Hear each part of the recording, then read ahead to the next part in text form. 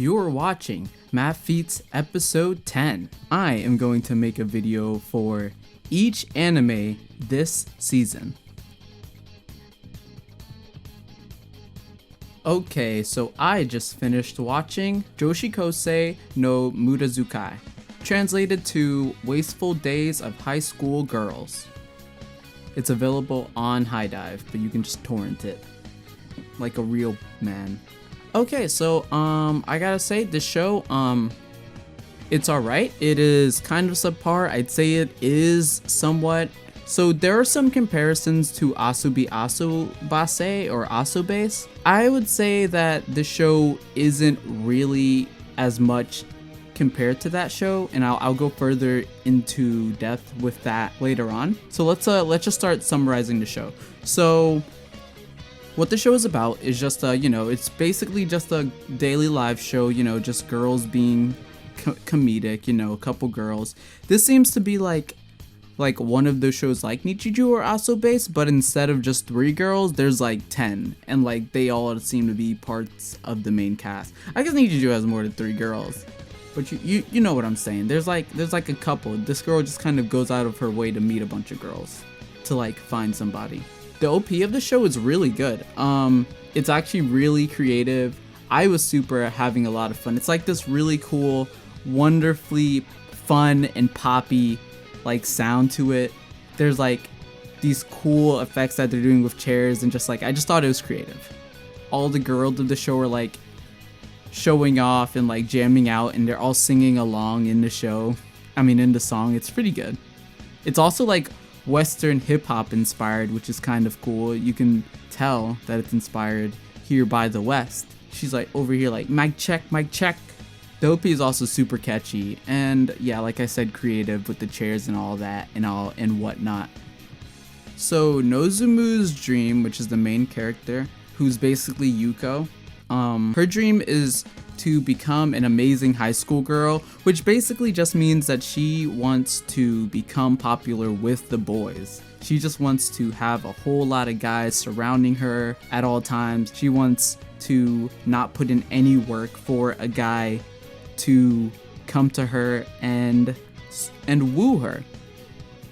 And so she mentions that a lot throughout the episode, is her just, man, I want this guy to, I want to approach a popular, famous musician guy and be like, and act like I don't know who he is, so that he thinks that she's interesting or an interesting person, and so that he falls in love with her. And then she's basically painting out all of these different scenarios of like ways that she wants to find guys to fall in love with her, basically, or ways that she thinks that'll happen. Like another example was, she would say, at the store that I frequent, maybe there's a guy that we both frequent the same store, and we'll both reach for the door one day, and and like our hands will touch, and then it'll be the time. Or like, also, hey, we can both reach for books at a library, to which our friends are like, yeah, you're never going to a library in your life.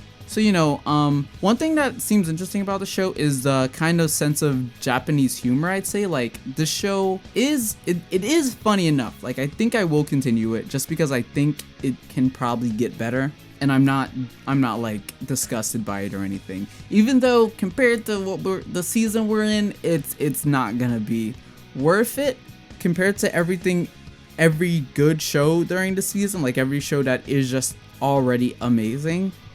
This show is just like mediocre, kind of. So this show is not a must watch or anything by any metric, but the Japanese humor, what I mean when I say Japanese humor, is that I think the Japanese people have, or Japan has, a sense of like a different way of like taking humor. I'm normally pretty good. I normally enjoy that, I think, more than I actually enjoy Western humor, because there's not that much of a payoff. So like what that ends up being is like, after a character gets shit on, like there's a subplot throughout this episode where main girl, aka basically Yuko, is trying to find a nickname. So she's trying to find nicknames. People call her stuff like, some of the things people call her, or the nicknames that she's going for, are like, she's tried a couple, like family are nudists is what that translates to. There's head makes up half of her body, which is initially what she goes for. There's minor character, which she says wears down on her mentally. She's throughout the episode, she's basically trying out all these nicknames, and people just call her these names, call her things like minor character, and she doesn't like any of them is what she's deciding. I don't know why she's coming up with deprecating nicknames, but maybe this is what her friends suggested as her nickname, and she's just trying them all out and doesn't like them.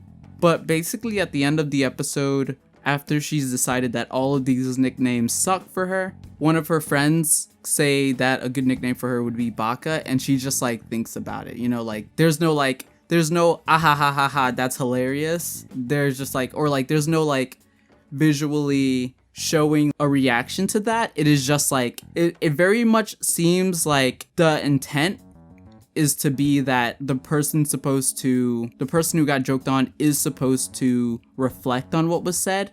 Another example of this is at another point in the show, she says that her and her friends and she's saying this to her friends, that they are all like lower middle type women, like class wise, I think, just like in how attractive they are, or maybe personality wise, just overall, you know what I mean? Yeah, she gave herself a lower middle rating, and basically the girl who's basically because the main three girls are basically just the three girls of Nichiju.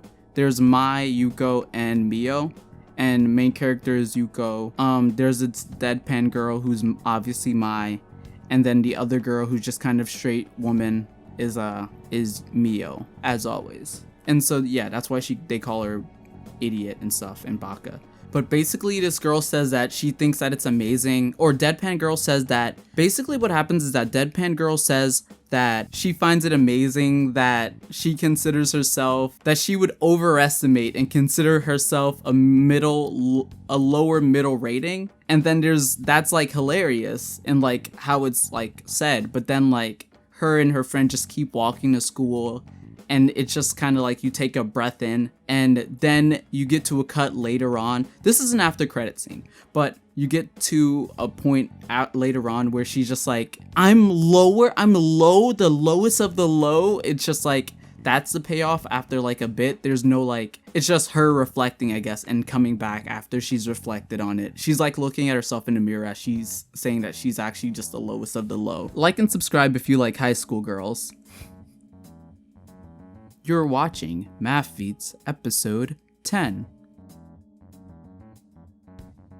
This show is entertaining. I'm not that interested in it. I would rather go watch Asobi Asobase or Nichiju. People who say that the show is like Asobi Asobase or Nichiju, they probably can't really tell the difference between these kinds of shows, or really didn't pay attention, because I think that this show is actually, you know, I mean, I think those shows are quite good and are hilarious. And if you disagree with me ever in life, you're wrong and should die.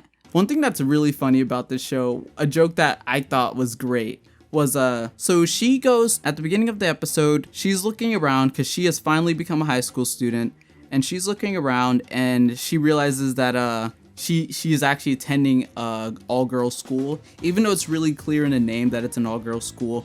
She didn't know, she just figured it was a name. And so she says her last hope is that maybe her teacher will be like hot and also be like a guy coming out of college who, you know, will maybe do something, right? And then as soon as the teacher walks in, this part was great. As soon as the teacher walks in, he tells everybody calmly that the first thing he says is that he prefers college women, so that she is just immediately shut out, right? And he keeps continuing. He says that there is absolutely no way that a high school student and a teacher can ever be together, and even in the lowest, like the most possible case, is that a teacher or a student can be with a teacher if it's shown that the teacher is, or that, like, I think you have, like, the student would have to get parental permission, at which point, you know, the teacher would be arrested. And this is all what he is saying. And then, like, after a bit, he slams his hand on the desk or on the wall and the fucking chalkboard, and you can tell that he's saying all of this, but really that it seems like he's all learning this for the first time, and that he, like, maybe he actually became a teacher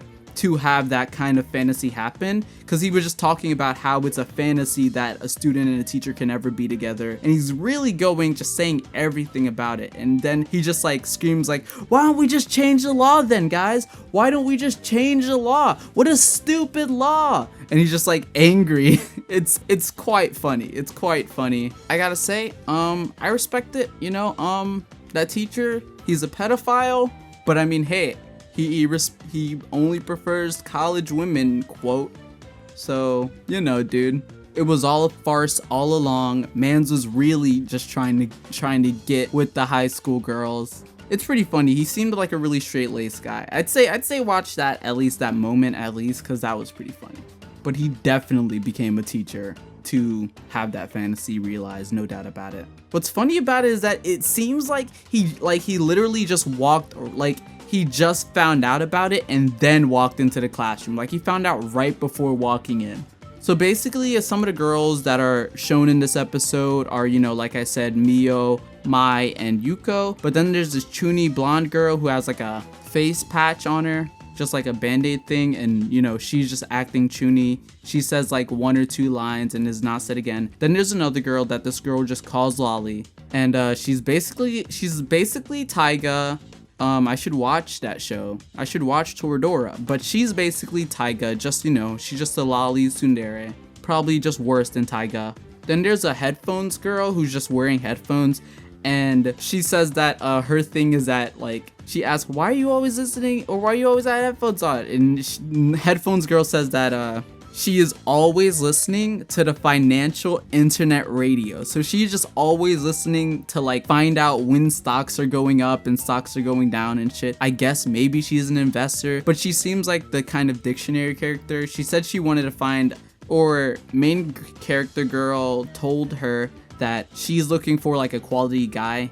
And so headphones girl is like, but first I'd have to research what exactly is a quality guy per se, because I don't really know what you mean by that.